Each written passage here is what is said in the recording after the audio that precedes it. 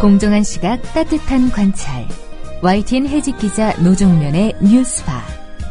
이제는 초대석으로 함께합니다.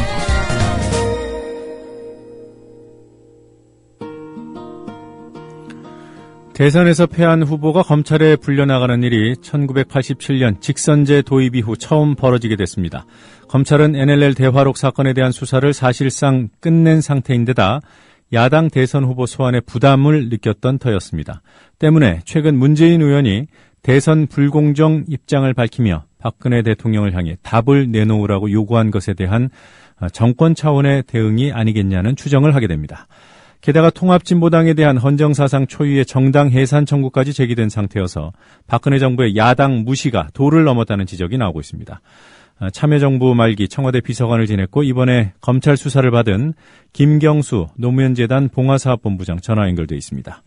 김경수 본부장님 안녕하세요. 예, 안녕하세요. 자, 오늘 2시죠. 문재인 의원 검찰에 나가는 시간이요? 예, 오후 2시입니다. 네, 출석 전에 기자회견을 할 예정인가요? 아니요, 따로 기자회견 같은 건 없고요. 네. 검찰에 나가시면서 아무래도 이제 기자들이 검찰 청사에서 기다리고 있을 테니까요. 간단하게 말씀하시고 아마 들어가지 않을까 싶습니다. 기다리는 사람이 그 기자들뿐이 아닐 것 같은데요. 문재인 의원 지지자들이 모이자 이런 얘기들 하고 또 상당수가 갈 것으로 그렇게 예상이 됩니다. 그 모임에 들렸다 가시는 겁니까? 아니면 그냥 바로 청사 안으로 들어가시는 겁니까? 그건 아직 정해진 바는 없고요. 가시면서 네. 아마 자연스럽게 인사를 하시거나 그럴 수도 있을 것 같긴 합니다. 네, 알겠습니다. 네. 며칠 전 조명균 전 비서관이 대화록을 이지원에만 남기고 국가기록원에 이관하지 않은 것은 단순 실수였다라는 한국일보 보도가 있었습니다. 보셨습니까? 예. 네, 봤습니다. 네, 그 내용이 사실에 부합하던가요? 전체적으로 이제 사실관계, 네. 소위 기사에서 팩트라고 얘기하는 사실관계들은 크게 틀리지는 않은 것 같고요. 네. 약간 좀 잘못된 부분이 있긴 한데 이제 중요한 게 대화록이 왜 국가기록원에 이관되지 않았느냐, 네. 그 부분이 제일 중요한데 그와 관련된 사실관계는 거의 맞는 것 같습니다. 지금까지 우리가 조사를 받으면서 검찰이 네. 내놓은 자료나 이런 걸 종합해서 보자면은 그 기사가 크게 틀리지 않은 기사다 이렇게 말씀드릴 수 있겠네요. 네. 그 조명균 당시 비서관의 대통령 보고가 2번 이루어진 거죠? 그렇습니다. 예. 그러니까 한 번은 초안에 대해서 2007년 10월. 예. 그리고 최종본은 2008년 2월 맞습니까? 예. 그러니까 최종본이 이제 정상적으로 그 이지원 보고가 됐다면. 네. 그러니까 이제 10월 달에 초본에 대해서 대통령께서 재검토하고 그걸 수정하라고 지시를 하지 않으셨습니까? 그건 네. 이번 조사 과정에서 검찰이 내놓은 자료에서도 확인이 된 거고요. 네. 대통령께서 직접 그렇게 지시하셨다라는 게. 그래서 그걸 조명균 비서관이 쭉 수정을 거쳐서 수정을 완료한 다음에 완료된 최종본을 1월 초에 국정원에 한부를 보내거든요. 네. 그러면은 그 국정원에 보내는 시점에 이지원에도 같이 등재를 했으면 네. 등재를 해야 이제 정상적인 절차였을 텐데 네. 그러니까 조명균 비서관의 얘기를 이제 변호인을 통해서 들어보면 당시에 이제 정상회담 후속 조치나 후속 회담들이 계속 이어지는 시기여서 본인이 이제 대단히 정신없이 일을 처리했던 시기다. 네. 그래서 아마 이제 그 부분을 이제 그 대통령께 아마 다른 형태로 이지원이 아닌 다른 형태로 보고를 드리고 그 결과에 따라서 국정원에 보내고 나머지 이제 이지원에 올려놓는 처리를 마지막 처리를 그 당시에 이제 누락한 거 아니냐. 그리고 마지막에 뒤늦게 2월 달에 네. 최종적으로 이지원이 이제 다친다는 얘기를 듣고 최종 확인 과정에서 그게 확인되고 2월 중순에 가서 이제 이지원에 최종적으로 등재하는 그런 과정이었던 것 같다라는 게 현재까지 밝혀진 내용이죠. 이제 2월 달 같은 경우에는 이지원의 전자문서 형태로 등재된 자료가 자동으로 기록관에 넘어가려면 1월 31일까지 이지원에 보고된 자료만 자동으로 넘어갔습니다. 왜냐하면 2월 달에는 이제 서버를 초기화해서 다음 정부에 넘기기도 해야 되고 예. 기록물을 분류해서 기록관으로 보내야 되고 하는 실무적인 절차들 때문에 이지원은 2월 중순까지 사용은 가능한데 그 당시에 2월 달에 이지원에 보고된 자료는 별도로 종이로 출력해서 기록으로 넘겨야 네. 기록관으로 넘어가는 시기였거든요. 아, 그러니까 1월 31일까지는 예. 별도 출력 없이 이지원에 등재만 그렇죠. 하면은 바로 기록관으로 예, 예. 넘어가는 구조였고요. 예, 예. 2월 1일부터는 이지원에 등록은 할 수 있지만 그렇죠. 그것을 예. 별도로 서류로 뽑아서 이관 작업을 진행했어야 된다는 거죠. 예. 근데 이제 당시에 참여정부 청와대 직원들은 어쨌든 이지원에 등록만 하면 그게 네. 다 기록으로 별도의 처리 없이 넘어간다라는 게 뭐 5년 내내 그렇게 알고 있었으니까 네. 그걸 이제 별도 처리를 하라고 공지도 하고 했는데 그런 부분들이 일일이 이제 개개인에게 정확하게 전달되지 않거나 그랬던 거 아니냐. 네. 그렇게 보십니다. 예. 그러면 지금 말씀을 들어보면은 최종 보고가 2008년 2월에 이루어졌고요. 예. 이지원이 다치긴 했습니다만 등록은 되는 상황이었고 등록을 했을 거 아니에요? 그렇습니다. 예. 그런데 다만 서류로 뽑아서 이관을 하지 않았다라는 문제가 생기는 거고요. 그렇죠. 그러면 청와대 이지원에는 그 최종본이 남아 있습니까? 이번에 검찰에서 그걸 확인했다는 거죠. 그러니까 봉화에서 대통령님께서 이제 사본으로 가져갔다가 반납한 이지원에서 네. 최종본이 이제 조명진 비서관이 2월달에 보고한 형태 그대로. 네. 그때는 이제 마지막이라 정상적인 경로를 밟기가 어려워서 네. 메모 보고라고 대통령님께 직보하는 형태의 보고가 있습니다. 네. 그런 메모 보고라는 형태를 통해서 대통령께 보고를 한 최종본이 남아 있는 게 확인이 된 거죠. 그러니까 그것이 봉화 이지원에만 있는 건지 아니면은 청와대 원래 이지원에도 있는 건지요? 그러니까 청와대 원래 이지원을 그대로 복사한 게 봉화 이지원이고요. 네. 근데 청와대 원래 이지원은 다음 정부에 넘겨주면서 그걸 다 초기화해버렸기 때문에 원래 이지원은 지금 현재로서는 찾을 수가 없지 않습니까? 그래서 이제 그걸 복사한 봉화 이지원에서 찾은 거죠. 그러면 초기화해서 비교할 대상이 없는데 2008년에는 검찰이 어떻게 봉화 이지원과 청와대 원본하고 동일하다 이런 판단을 한 겁니까? 그때는 그 당시에 2008년 기록관에서 이제 검찰 조사는 일일이 문서를 하나하나 이제 제목까지 다 비교하는 방식은 아니었던 것 같고요. 전체적으로 이제 문서나 일지, 일정 등 각각의 데이터 건수를 비교를 했었는데 그 당시에 왜 그걸 발견 못했는지 저희들로서도 약간 좀 의문입니다. 그럼 그 당시에 수사를 제대로 안 했을 수도 있네요. 그 부분에 대한 문제의식을 갖지 않고. 예. 여하튼 간에 정리를 해보면요. 예. 이지원에 등록을 한 것은 맞지만 시기상으로 서류 이관을 해야 되는 시기였기 때문에 서류를 통한 국가기록관 이전 의무는 조명균 비서관에게 있었던 거고요. 예. 그럼 그것을 못한 것은 실수입니까? 아니면은 아주 중대한 과실입니까? 뭡니까 이거는? 저는 조명균 비서관 개인의 실수나 착오, 네. 그런 측면도 있겠지만 이건 좀 기록 관리 시스템 전반의 문제도 있는 것 같습니다. 왜냐하면은 2월이 되면은 이게 수십만, 수백만 건이나 되는 기록물을 넘겨야 되는 시기인데, 이관을 시켜야 되는 시기인데, 네. 그 시기에 업무는 또 진행이 된단 말이죠. 대통령께 보고가 이루어지고, 2월이라고 국정이 안 돌아갈 수가 없는 거 아닙니까? 네. 그래서 업무는 또 정상적으로 이루어져야 되는 시점에 기록과 관련해서는 다음 정부에 또 넘겨야 되는, 그 다음에 청와대도 이관하고 청와대도 인수인계를 해야 되는 이게 여러 가지가 겹쳐 있는 시기라 네. 지금 현재 기록물 관리법상에는 2월 24일까지 퇴임하기 전까지 모든 기록물을 다 넘기게 돼 있어요. 예. 근데 이제 제가 기록 전문가들에게 얘기를 들어보면은 외국 선진국의 경우에는 이런 경우에 이제 2월 달까지의 기록을 이제 퇴임 직전에 모두 다 넘기는 게 아니라 퇴임 이후에도 어느 정도 시간을 두고 몇 개월 정도 여유를 두고 퇴임 때까지의 자료를 하나하나 다 챙겨서 기록관에 넘길 수 있도록 네. 그런 좀 제도를 두고 있다고 그러더라고요. 그래서 우리나라도 만약 그런 제도가 있었다면 2월 중에 이제 그렇게 빠뜨린 기록도 다 챙겨서 네. 기록관으로 넘기지 않았을까. 근데 지금도 기록물 관리법이 그렇게 돼 있기 때문에 여전히 2월이 되면은 기록물을 누락하거나 실수로 기록관에 보내지 않는 그런 발생할 가능성은 여전히 존재하고 있다. 그런 차원에서 보자면은 이건 이제 조명균 비서관 혼자의 책임이다. 이렇게만 말씀드리기는 조금 무리가 있다. 이렇게 볼 수도 있겠습니다. 예, 뭐 사안이 정치적으로 우리 정치권이나 우리 사회에 여파를 미쳤던 것에 비하면 결론은 상당히 뭐라고 할까요? 좀 어처구니가 없습니다. 단순 실수라고 한다면. 예. 검찰도 이러한 부분에 대해서 사실관계 파악이 지금 김 본부장 말씀하고 동일한 건가요? 사실관계에 대해서는 검찰이 파악한 내용을 저희들이 이제 조사 과정에서 전달받은 거니까요. 네.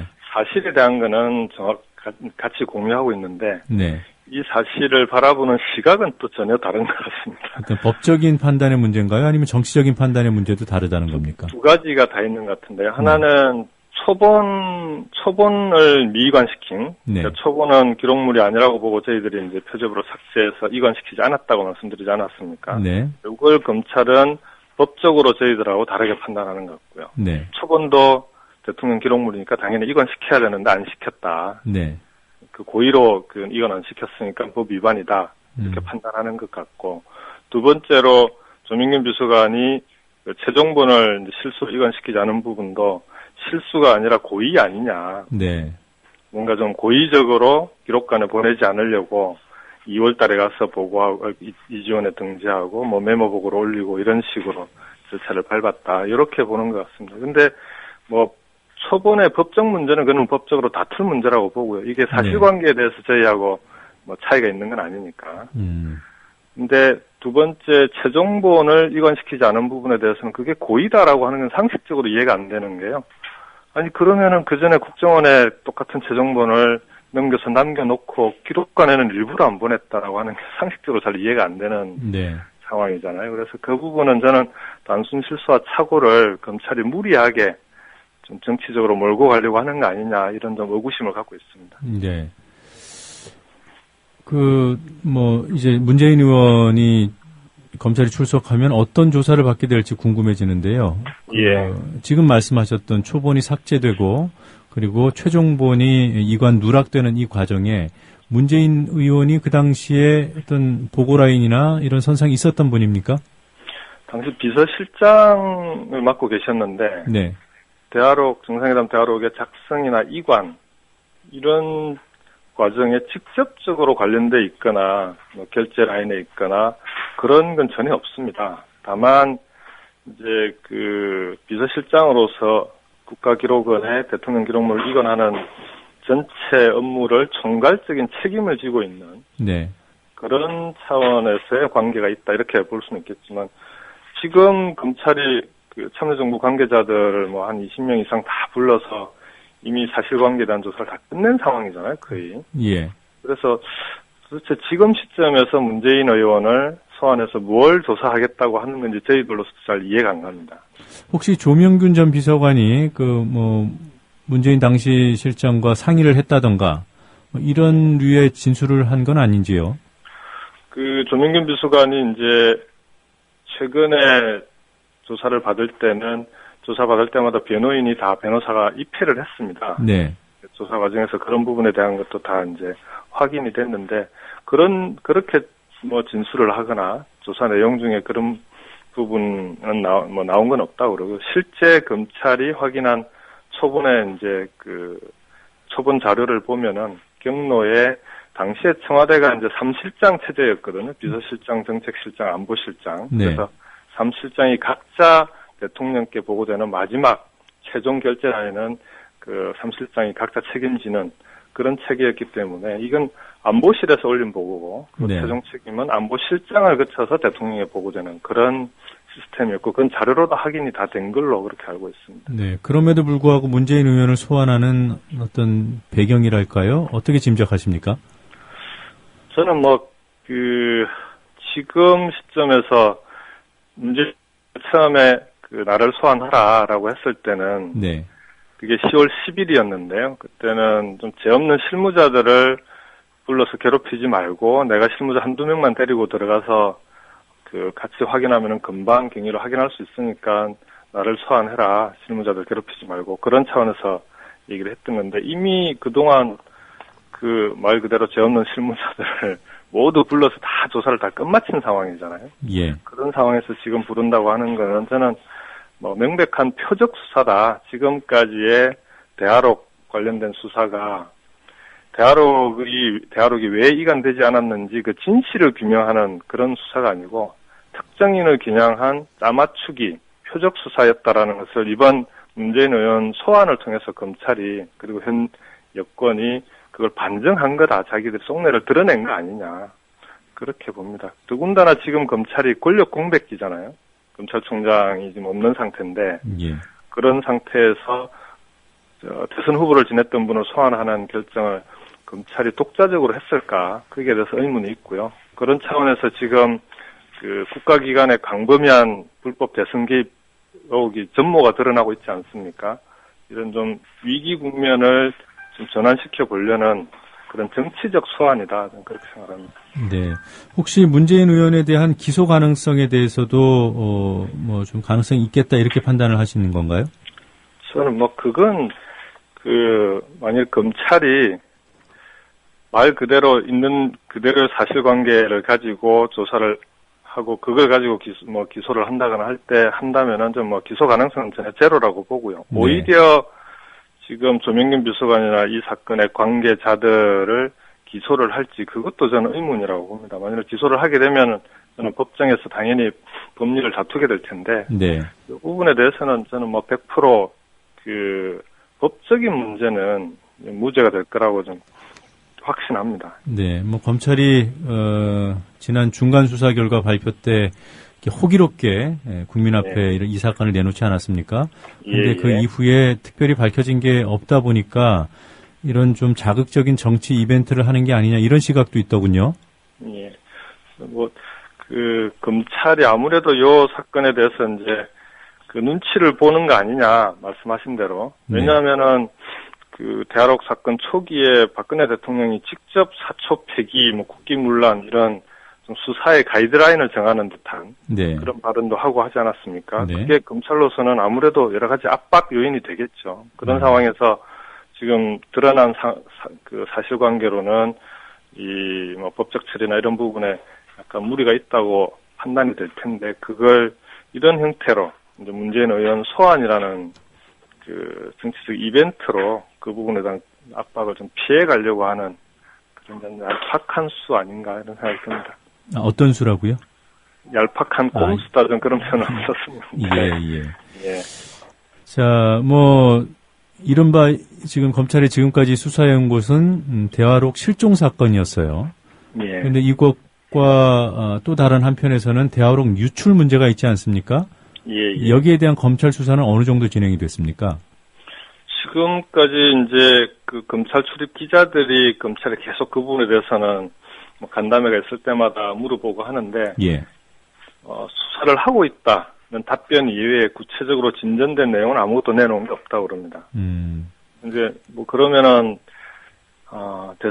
야당의 대선 후보는 소환 조사하는 검찰이 대화록 유출, 오히려 이제 대화록 실종이라고 하는 거는 사실관계를 규명하는 조사고, 대화록 유출의 문제는 그 불법을 조사하는 문제잖아요. 법적 문제가 되는데, 경중을 놓고 보더라도 대화록 유출이 훨씬 심각한 범죄 행위인데, 그 심각한 범죄 행위에 대한 조사는 뒤로 밀어놓고, 대화록 실종이라고 하는 사실관계 규명을 목적으로 하는 조사는 대선 후보까지 불러서 소환 조사하는 검찰의 지금의 행태가 누가 보더라도 국민들이 볼 때 형평이 어긋난 거 아니냐 이렇게 볼 수밖에 없을 것 같습니다. 그러니까 새누리당 여권 인사들의 그 대화록 유출 문제에 대해서 노무현 재단이 고발을 한 거죠? 야당에서 고발을 했죠. 아, 그래요? 예. 그 민사소송은 제기된 게 없습니까? 아직 민사소송까지는 제가 정확히는 모르겠는데 민사소송을 제기했다는 얘기는 못 들었고요. 현재로서는 형사 고발이 이루어져 있는 상태. 네, 검찰이 이렇게 손 놓고 있다면 민사소송이라도 제기해야 되는 게 아닌가 이런 지적들이 있기에 여쭤봤습니다. 네, 알겠습니다. 자, 기왕에 오늘 인터뷰 응해주셨으니까 몇 가지 좀 답변하시기 곤란할지도 모르겠는데요. 홍영표 의원의 비망록 얘기 몇 가지 여쭤보도록 하겠습니다. 먼저 비망록에 담긴 내용이 사실이라고 보시는지요?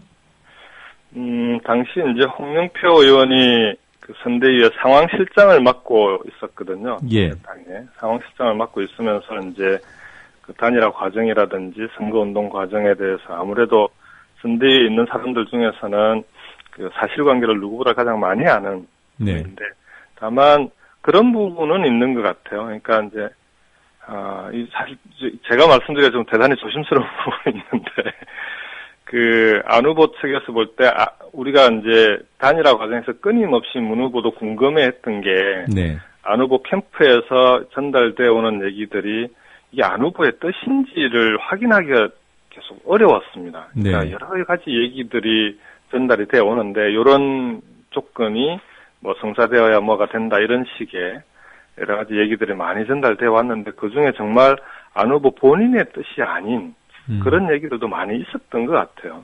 와서 보면은. 그래서 이제 문 후보께서 토론회 할 때 보면은 그런 말씀도 직접 물어보고 그러셨잖아요. 그러니까 이해찬 당시 대표의 사태라든지 이런 부분들은 분명히 그 협상 과정에서 안 후보의 뜻으로 우리는 전달받고 그렇게 처리를 했는데 안 후보께서 자기 관련이 없다라고 발표를 하시는 바람에 문 후보 입장에서 대단히 좀 그 상황에 대해서 좀 황당해하셨던 그래서 그 상황이 어떻게 된 건지를 안 후보에게 직접 물어도 보고 하셨거든요. 토론회 과정에서. 그래서 그런 여러 가지 좀 사정들이 많이 겹쳐 있는데 그런 부분들을 이번 비망록에서 이제 아마 홍영표 의원은 상황실장으로 있으면서 자기가 파악한 사실들을 다 역사의 기록으로 남긴다는 차원에서 비망록을 다 담은 거 아니냐.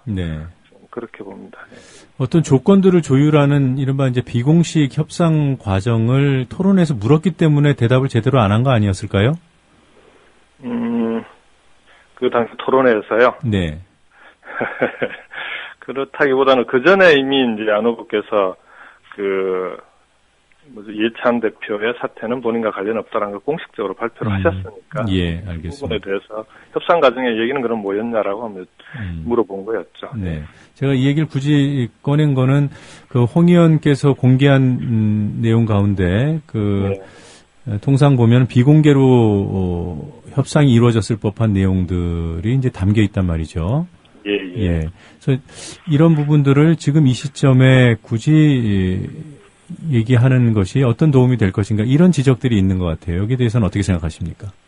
뭐 그런 부분도 일리가 있다고 보고요. 다만 이제 홍영표 의원이 이 책을 정리하게 된 큰 목적은 뭐 안 후보의 단일화 문제보다는 당시 이제 대선 이후에 민주당에서 대선 평가위원회가 구성이 돼서 대선 평가 작업을 하지 않았습니까? 근데 그 평가라고 하는 것이 좀 미래지향적인 평가라기보다는 무슨 누구 몇 점 하는 식의 좀 이 책임을 따지고 묻는 그것조차도 정확한 사실관계에 기초하지 않았다라고 본 것 같아요. 본인이 상황실장이었음에도 불구하고 본인에게 그런 사실관계들을 제대로 확인조차 하지 않은 그런 평가가 이루어진 데 대해서 되게 이제 그 당시에 홍영표 의원이 거기에 대해서 심각하게 문제를 느꼈던 것 같아요. 그때부터 이제 정리를 하기 시작했다는 건데 그게 이제 출간 시기가 지금이 되면서 좀 불필요한 오해를 불러일으키고 있는 건 사실인 것 같고요. 다만 문재인 의원의 경우에는 안 후보에 대해서 끊임없이 앞으로 우리가 함께 해 나가야 될 야권의 중요한 정치인이고 함께 힘을 합해 나가야 될 사람이다라는 입장과 원칙을 견지하고 있고요. 그 과정에서 홍영표 의원의 비망록은 이 전체적인 기조와는 조금 다른, 다만 홍영표 의원의 개인의 좀 역사적 기록을 남겨야 된다는 그런 사명의식이나 책무에서 비롯된 책 출간 아니냐, 지금 그렇게 볼 수 있을 것 같습니다. 시기적으로는 좀 무리한 면이 있었다고 보시는 거군요. 저로서는 하여간 그로 인한 뭐 이런저런 국민들이 좀 불필요한 오해나 이런 것 좀 촉발하는 측면이 없지 않았다라고 볼 수 있을 것 같습니다. 문재인 의원께서 사전에 이 내용을 뭐 검토하셨거나 그런 부분들은 있습니까? 어떻습니까? 홍영표 의원 본인이 그렇게 되면은 문 의원에게 부담이 될 수도 있다라고 생각을 하셨던 것 같아요. 그래서 이분은 철저히 개인적으로 처리를 하신 것 같아요. 네, 알겠습니다. 오늘 인터뷰 잘 응해 주셔서 고맙습니다. 네, 고맙습니다. 지금까지 노무현재단 김경수 봉화사업본부장과 얘기 나눴습니다.